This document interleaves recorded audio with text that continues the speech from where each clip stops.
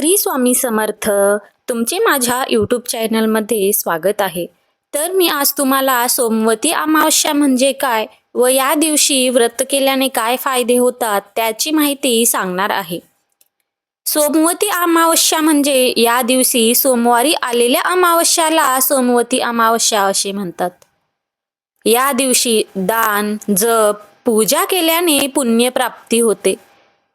हा दिवस पितरांच्या शांतीसाठी, तर्पण व दान करण्यासाठी विशेष महत्त्वाचा आहे. भगवान शिव, माता पार्वती आणि भगवान विष्णू यांची पूजा करावी.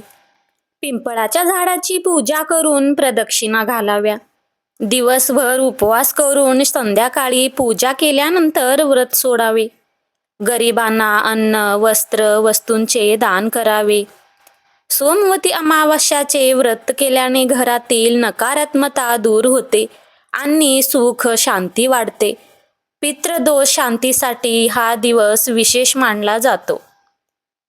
जर मी दिलेली माहिती तुम्हाला आवडली असेल तर माझ्या चॅनलला लाईक, शेअर आणि सबस्क्राईब करायला विसरू नका. श्री स्वामी समर्थ.